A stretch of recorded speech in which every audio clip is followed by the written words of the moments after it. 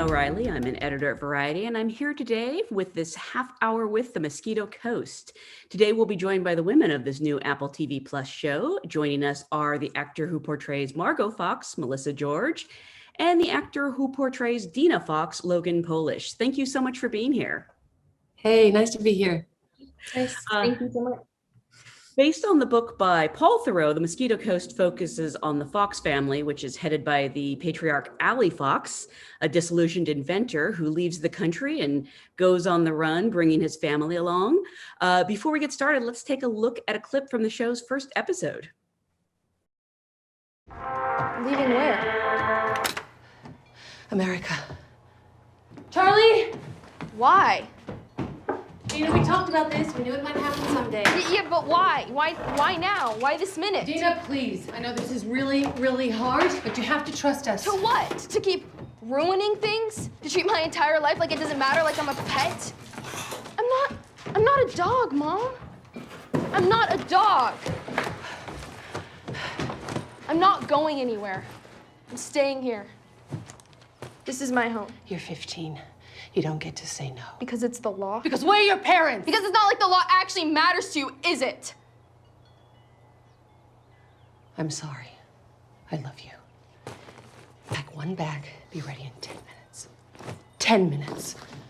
What did he do? Seriously, what did he mess up this time? 10 minutes. Love both these characters. I hate to see you guys fighting. And correct me if I'm wrong, but was that the first scene you shot together? Yeah. Oh, yeah. Yeah, it was the scene, right, Logan? Yeah. I remember that morning. I remember us laughing a lot. Like, I remember us doing that scene, and then I think Rupert almost had to get us under control because we kept making just fun of certain parts. Yeah. Of the scene. But I love that scene. I think there were so many ways to obviously play it, but I wanted the I love you and pack your bag to be with the same emotion, or an order. I love you is just a word, a sentence, and pack your bag. I love you, pack your bag. Well, I mean, and for anyone who hasn't had a chance to watch the show yet, how would you describe this show to them and tell them why they should check it out? I would tell people to watch it because regardless of, what we may be going through, I think it's a very cathartic experience. And I think the themes within our family and those dynamics is something that everyone can relate to. And so I think it's really fun to watch because you can just sort of connect to those dynamics that the family has. And also just sort of after this year of chaos where we've all sort of had to go through this turmoil of being in lockdown, not being in lockdown, constantly being this environment of uncertainty, and then seeing sort of like a microcosm of this kind of in its own sort of setting, I think it will be very relatable and nice for people. I mean, you're seeing a fugitive family on the run, and I haven't seen a show. It's almost like a modern version of Swiss Family Robinson. It's this everything that could go wrong does go wrong, and you're seeing it from the perspective of an adult mother, a father, a teenage daughter, a teenage son. So everyone that watches it is going to relate to some one of us, our perspective on the situation. And to me, I haven't seen it done like that before. And you've also got beautiful cinematography, and we shot really in the locations where we were filming. It's in Mexico. Visually, it's just pleasure to watch. And our writing, the writing is it's a real character story about these people. And, it's not just about being on the run. You actually really are going to feel things and hopefully learn something about yourself, and hopefully learn what not to do as well. We're not the best parents, so get ready for that. We think we're the best parents, but we're not. So yeah, that's going to be good. I think you're really onto something there, because I've never been on the run with my family, and yet I do relate to this show, these characters so much, which is kind of interesting. Yeah. I mean, everyone these days would love to get away and do what we're doing, like take a boat, go down to the Mosquito Coast, eat lots of fish, drink tequila. That's what Ali keeps telling us. And we're just brainwashed. We're like, yeah, that's a great idea. What a wonderful concept. Yeah, I Everyone think wants to do it. we all have that like sort of ally in our family. There's always that like guy that's sort of just, that makes you go, what are you thinking? Whether it's like an uncle or a weird granddad, or that archetype of someone who's sort of, everything that you might have that you may think is crazy, but like times 10, and then they're actually, going for it. And I think for the audience, it will be very fun to sort of see a character say and do things that a lot of us think. And it like initiates that like sort of adrenaline in you to like see someone do that stuff. Absolutely. Although Ali is a little anti-technology, and when he takes your phone, I got very upset. I felt that deep in my soul. Definitely. But we can't get caught, you see. So everything that has a connection to the outside world has to go. You're such a Margot. You have the sense, but I'm just like, no, not her phone. So doing a show, particularly one this demanding, is such a commitment. And Melissa, you've been a part of wonderful shows before, but Logan, I believe this is your first series. Were Yes. either of you looking to do a series when it came your way, or do you just sort of respond to it project by project? I remember reading Mosquito Coast and going, oh my goodness, this is, there are not many things that are of this quality and also have this depth in all of their characters, and they're just multidimensional. And so, I was so looking forward to do a series like this, and I was thinking, oh my God, if I don't get this, whoever gets this is so lucky, because there's this series is offering so much to its actors in terms of emotional range, and then just the physicality and all the environments. Melissa, did you have any hesitation about signing on to a series? I know you loved this character from the start. Yes, I've loved this woman from the beginning, and the thought today that there was possibly a chance that I wouldn't be Margot is too much pain to even bear.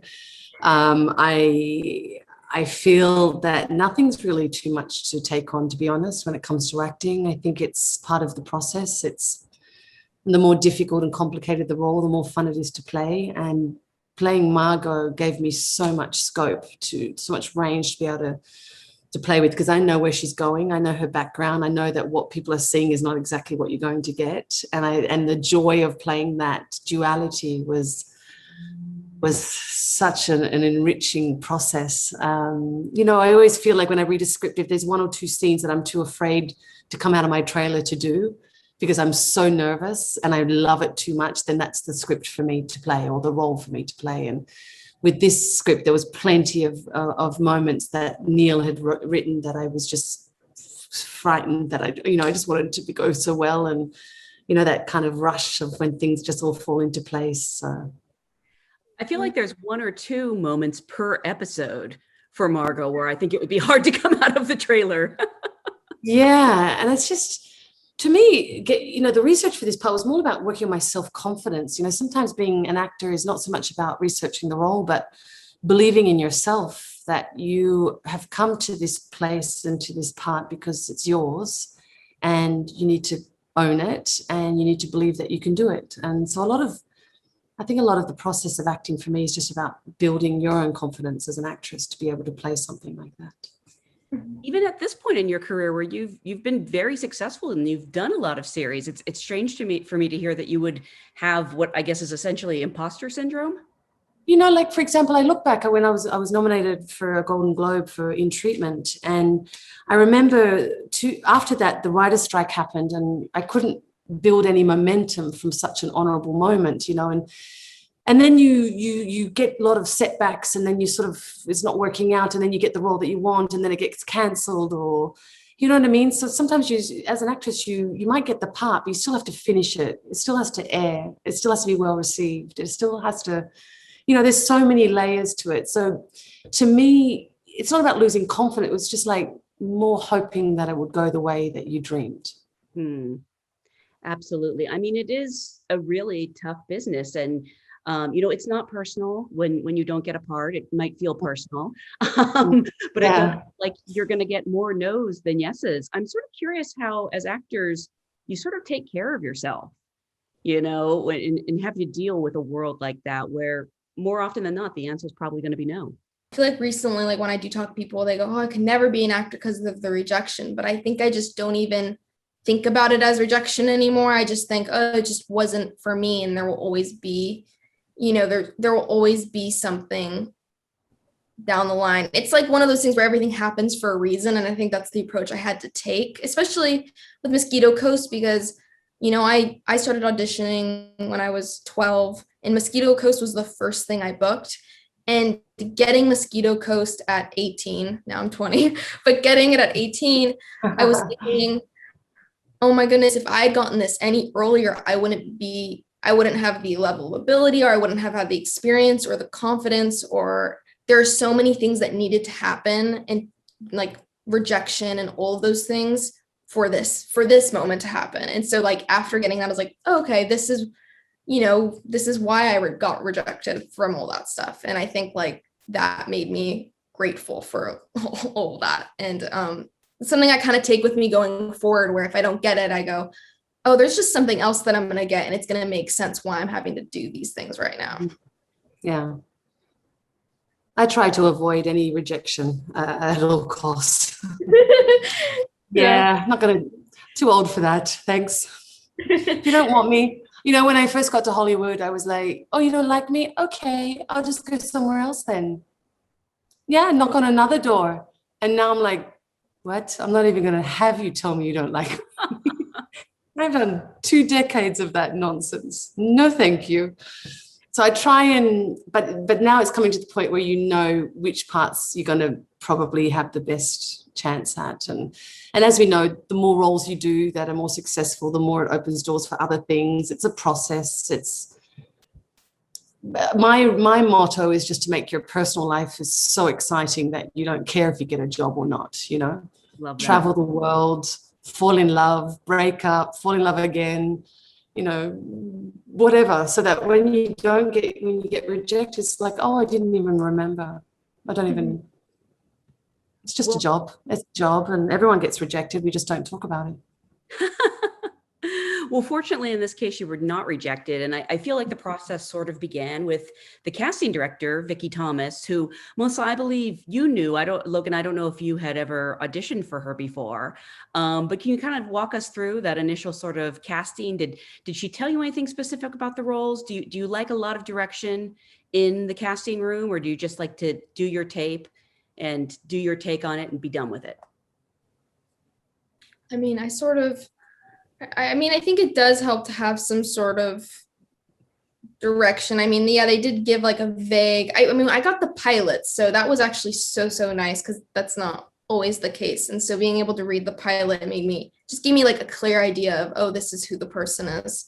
But I met her like after auditioning for a couple of times. I met her in person, and that's when she sort of gave me direction and sort of showed me where to go emotionally. And I mean, she's so great. I mean, like I think the fact that we all get along so well as a family just goes back to her job as a casting director, and being able to cast that chemistry, and almost it feels like she knew all of our personalities perfectly, because and I think she almost like felt like she cast us off of that as well, because we all just didn't need any sort of chemistry reads or sort of like foundational work. We just sort of clicked in together. And I mean, I think that's all to her credit. I live in France, so I avoid casting rooms a lot because I'm not there. And it's really created quite a nice, I would say, it's given me a lot of my power back in a way as an actress, that I'm able to control the self-taping, and I'm allowed to show exactly the end result of what I want to send. And so for me, I did the scenes that I was sent after many months of not reading for it, because I just didn't want to lose the part. And so I did my own taping, 1 take, 3 scenes, sent it, fingers crossed.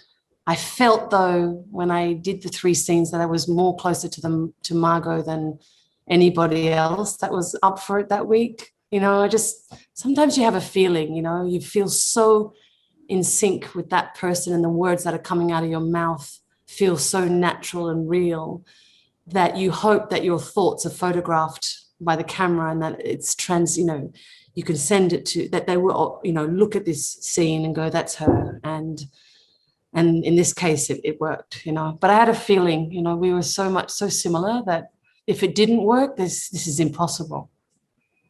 Yeah. The relationship between Margot and Dina on the show is so fascinating, and the two of you work so well together. But you didn't know each other. You didn't even meet until, was it you arrived on set or a table read? Table read in Hollywood. We sat down. It was I remember our interaction so vividly. Like, we were coming, I remember you sort of do like a doctor's checkup when you do the set, like they clear you for work and go, okay, like you're in good health, like they check your heart rate. And I remember you were coming out of it. I was going to the restroom and you like put down your bag and you're like, you must be my daughter. And I think you said like, we have the same lips. And I was like, yeah, we do have the same lips. We have the same lips. I was like, hell yeah. We're always like this. When we're sitting together, like with profile, people are like, wow. Yeah. And we did look, I'm like, remember, oh, okay. Yeah, I could actually. I felt like she was my daughter, straight away. We have the same kind of fashion sense, personally. We like the same things. And yeah, our standards are the same. We have the same. Yeah. I mean, yeah, we definitely. We got lucky. It doesn't always happen that way. I was going to say, what happens if the chemistry isn't there for whatever reason? I mean, I guess that's where the acting extra hard. I mean, mean, there's a lot of performances that we hear that the actors just couldn't stand each other. I mean, that kind of talk goes back, for decades in Hollywood, but you can't tell. You often watch movies, you're like, oh, I heard they hated each other. But in this case, I know that sometimes we fight on screen, but that's hard to do because we really all get along. So hard. Those scenes, I'm like, oh my goodness, it would just always be. We call Justin Justina. We don't know why. Justina. We call you. We come up with names. I call Gabriel Gabriella. Like we all just started. Gabriella and Justina. Yeah, Gabriella and Justina are out. They're out. We changed their names. Yeah. I actually want to talk about the other actors on the show because you really do feel like a family. I mean, Justin Theroux, who plays Allie, Gabriel Bateman, who's Charlie.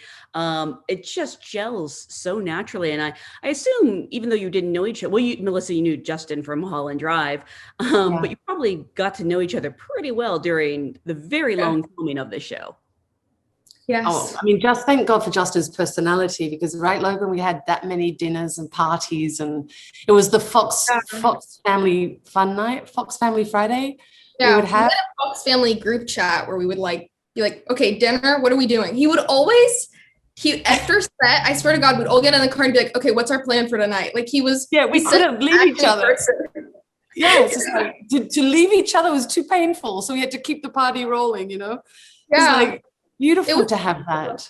Yeah, I feel like also the show itself was so tiring that it was the only way that we could all decompress and just talk and laugh about the end of the day, just let it roll out, and we could lean on each other because there was no one else to do that with, and we're all separated from our families. So I'm just thinking when we were going back after the desert episode, looking at each other's faces with that dirt and sunburn and stuff stuck in Logan's hair and in my eyebrow. I mean, we look horrible, and we would just take a look at each other in the lobby of the hotel going, I can't deal with this. I need to take a shower. I'll see you in 5 minutes. Like we were just. So we would rush I remember we would rush to the showers and we would be talking shit to each other about messaging. Like how long do you need? How long do you need? How soon could Justina, Gabriella? And in the dinner, taking pictures of our shower. I remember particularly we all at one point were sending photos of our shower bathrooms because there was so much sand and dirt coming off of us that it'd be like you came back from the beach every day, and we'd go every single day, and we had to eat dinner at 5:30 in the afternoon because we had to be up at 2:30 to go back to the desert. So we were like, are you guys hungry? I know it's afternoon tea, but we we have to have No. dinner now. Just need to sleep. Yeah. Do you think it helps, to get along so well when you have to do these scenes that are so combative? Some people actually prefer to kind of stay away from their cast members if they know that they have to be, butting heads on screen. Sounds like that wasn't your method. Do you have a way to sort of like check in with each other after a really intense scene? I think we would all, I think a lot of it, we would like, there were, many of the intense scenes where we're all having to like yell at each other, or particularly my character where I'm kind of having to go off with monologues all the time on people. I would always get like a thumbs up. I remember Gabriel would be like, okay, that's good. Like, okay, like we would all just, because I think there's a lot of pressure on those days where you have to show up and sort of, like everyone kind of would know when we had our days, like when Melissa would have a serious day, or Justin, or any of us. So we kind of have like a group, like, good job. Okay. Like you're getting it, which just, even Justin would say, I like take 3, not so much take 4 and 5, but I really love take 3. And I'm thinking, what the hell is take 3? Like, I don't remember anything. He was so supportive of certain moments, and we would just give each other, I think it's better to be very close and not to play the game of being so alienated from each other, because at the end of the day, we have to be a family for a certain amount of time. And, it's better to keep your family close than far away. Mm-hmm. And you really were all in this together, because you got shut down in the middle of filming and had to go your separate ways for months on end, I believe. How did you sort of keep that connection? Did you keep that text chain going during that time? Yeah, I would go on hike. I remember I'd go on hikes with Gabriel, because when I was living in LA, we would sort of, we like, I would keep up with him, or I'd, FaceTime Justin, or, social media is, I think, great in that respect, because it allowed us to kind of all see what we were doing, keep tabs, text jokes to each other, and be like, oh my God, what are you doing? And like all that stuff. So it was, I think we did a very good job at keeping the connection up. But also, I think a part of it, so exhausted too, that I was like, okay, I know we're all gonna see each other. Let's all just like take some space. I remember when we were filming and I had to go home to see my 2 sons in Paris.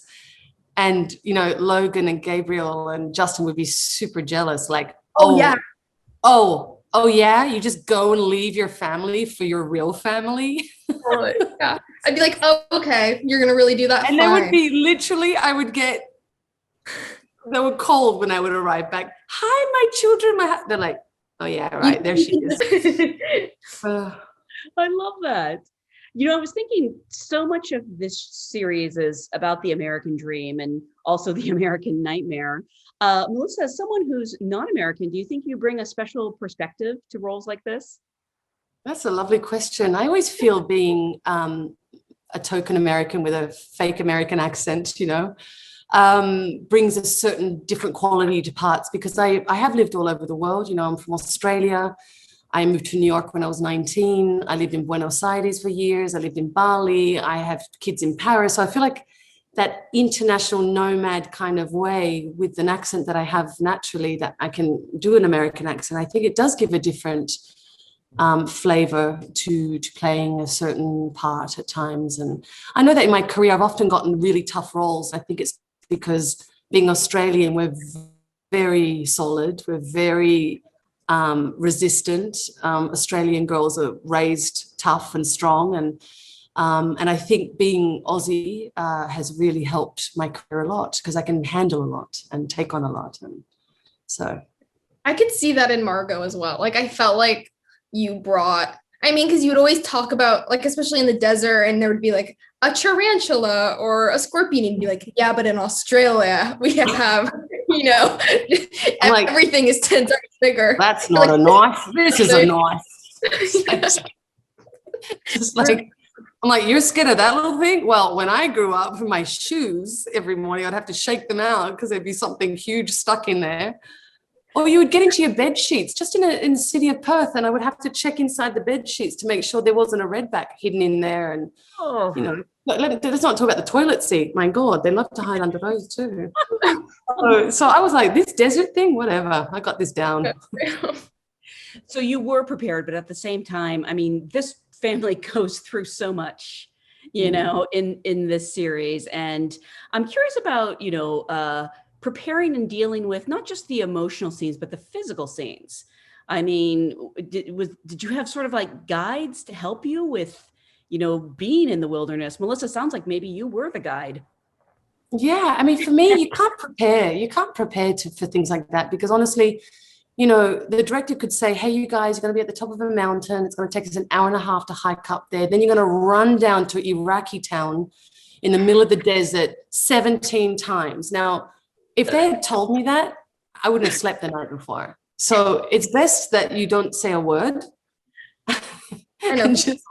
I couldn't believe, do you remember those scenes, Logan? We were running down the mountain and I was Thank so God they didn't embarrassed. tell us. My shoes weren't equipped for that, first of all. And we had this monster truck with that big swing arm, you know, that I thought was just going to trample me. And then we had a drone flying over the top of us. It was movie magic. But no, you can't prepare for stuff like that. I mean, keep fit, of course, you're every day, but Yeah. no one Felt can like plan for that. I felt like I was like that scene in particular where we're running down the mountain. I remember wanting to laugh so hard because it just felt like we were in Jurassic Park because even the way they had rigged the camera on this truck, I remember looking at it and going, Yeah, the monster truck. You imagine that thing? like, what the heck is that? And it's like, you can't help but like be running and looking at it and seeing it going like, where's the dinosaur that's going to come at us and behind? And I was thinking, oh God, I know that Ali has to be the faster runner because he's Ali. Freaking Gabriel with all of his energy all the time because he's only 16. Gabriel was just hyper. I'm like, dude, you're too young. You make me feel so old. He'd be like sprinting. You know, the monster truck couldn't even find Gabriel. He was gone. Yeah, he's like, I have to slow down for this. We're going, whatever. I was cheating, you know. I was like, is the camera past me yet? I'm gonna just take a few steps back and hope the monster truck just captures my kids because wow. Yeah. I mean, when you are doing these draining scenes, is it typical for you to have so much levity on set, or was that sort of specific to this project? Levity? Yeah, it sounds like you were, I mean, it was difficult, but you were having a good time, especially if you were struggling not to laugh. Yeah, I mean, look, we're very lucky to be working, you know, we're actors that have a job and it's a great part. And the minute you start telling yourself, oh, this is, you know, too hard or you're not having fun on set, it's just, you know, go home. This is one of the best jobs when it works. So I think that feeling just keeps you sort of happy, you know, on set. Yeah, and I think regardless of how hard it is, I mean, you always have to, it's like finding the humor in everything and keeping it light. And I think anytime I found myself, you know, sort of getting like, oh, this is so hard or difficult, I think Justin was so good at also always bringing it back to like, oh my God, but we're in Mexico, or even just making it fun when it was some of the hardest times, because he even knew that he was the best for that. Yeah, he just kept it like light. I felt like he was our I never cheerleader. saw him lose it once, did you? Like never No. get upset, have a bad day or wake up with a bad mood or, you know, he went through so much. I mean, he had to look after us too. We were very needy. Yeah, we're codependent. We're a very codependent family. Very codependent on our Ali, you know, even though he's a nightmare, we just need him so much. We have a couple episodes left of this season. Can you sort of give us a teaser of what's ahead or what might even be ahead, you know, in the future for the Fox family? Well, I wish they would talk about what I know is coming. So that's a bit of a tease.